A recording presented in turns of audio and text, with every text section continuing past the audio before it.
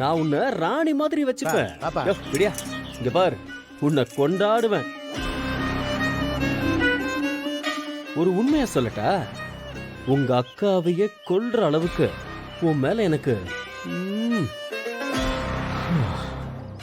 ஆசை. அத நீ புரிஞ்சுக்கிட்டேன்னு வச்சுக்கோ, என்னோட நியாயம் உனக்கு புரியும். மாமனாரே, கோர்ட்ல உங்க மூத்த பொண்ணு எப்படி செத்தா, எதுக்காக செத்தான்னு கரெக்டா சொல்லிடுவீங்களா? இல்ல துளசிய? இல்லப்பா, நீ சொல்றது மாதிரி ஜட்ஜுக்கிட்ட சொல்லிடுறேன். துளசி மட்டும் ஒன்றும் பண்ணிடாதப்பா.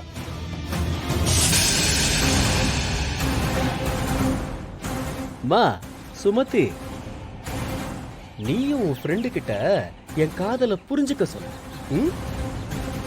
நான் போயிட்டு வந்துடுறேன். இன்ஸ்பெக்டர், போலாமா? வாங்க. சொன்னதெல்லாம் ஞாபகம் இருக்கட்டும்.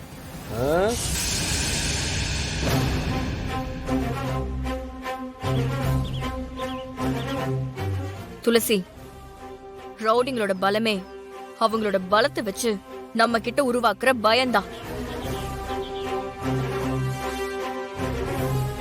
அந்த பயம் ஒரு நாள் மக்களுக்கு இல்லாம போயிடும். அப்ப ரவுடி வீக் ஆயிடுவான், ரொம்ப மோசமா சாவா. அதனால ஒரு ரவுடி யாரா இருந்தாலும் அவனை பார்த்து பயப்படக்கூடாது. தைரியமா வாங்க, நான் இருக்கேன்.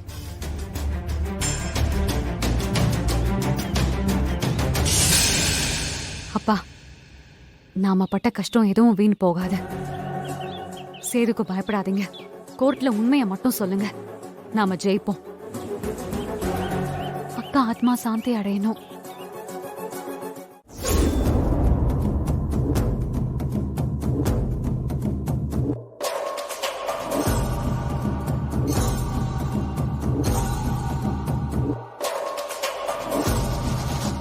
என்னங்க, நீங்களே வழக்கு கொடுத்துட்டு இப்ப மாத்தி மாத்தி பேசினா என்ன அர்த்தம்னு தெரிஞ்சுக்கலாமா? ஐயா, இவங்க தான் கேஸ் போட சொல்லி என் மக துளசி கேஸ் போட்டிருக்கா. எங்களுக்கு தெளிவு கூட சம்மந்தம் இல்லையா.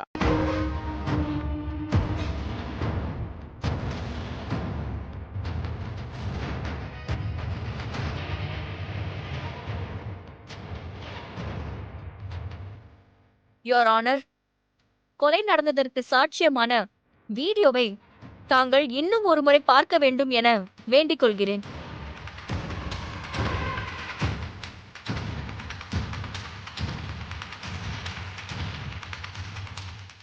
எத்தனை கொலை பண்ணாலும் ஒரே தண்டனை தானே?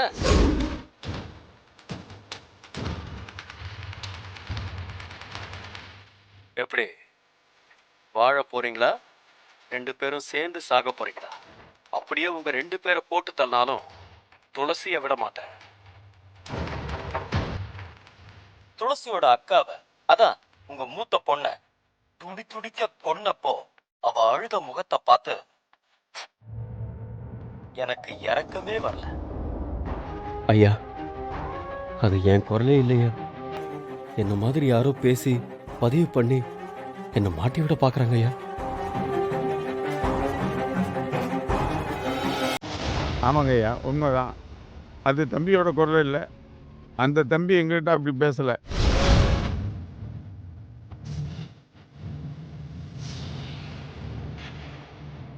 ஐயா, மன்னிக்கணும். இன்னொரு ஆதாரத்தையும் நீங்க பார்க்கணும்னு நான் வேண்டிக்கிறேன்.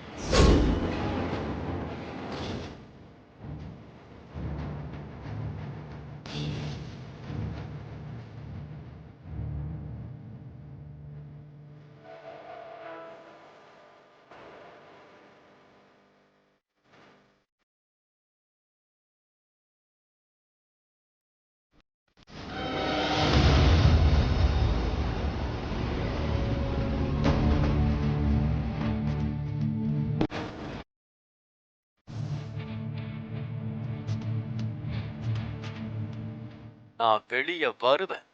சட்டத்தால என்ன அரெஸ்ட் பண்ண முடியும்னு நீ நினைக்கிறப்போ அதே சட்டத்தை வச்சு வெளியே வந்து நானும் கெத்து காட்ட வேண்டி.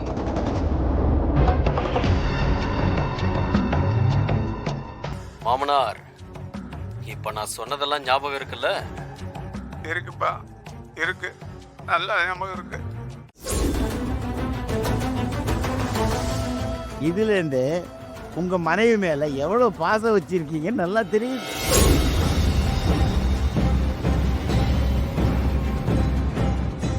மயிலாட், சேதுவோட மனைவி குடும்பமே சேதுவை நம்பி தான் இருக்குது. காசை தூக்கி போட்டு பொருளாதார பிரச்சனையை யூஸ் பண்ணி என்ன வேணா செய்யலாம். அதான உங்க கட்சிக்காரர் நினைக்கிறாரு. போய் உட்காருங்க.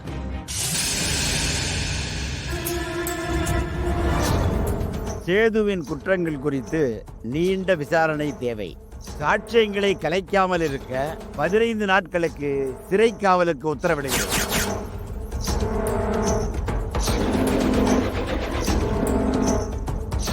அதில் 2 நாட்கள் காவலர்கள் தங்கள் விசாரணைக்கு எடுத்துக்கொள்ளலாம்.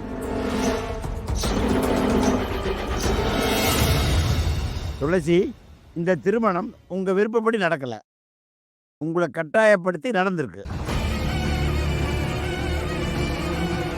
அதனால இது சட்டப்படியோ மனசாட்சிப்படியோ நடந்த திருமணம் அல்ல.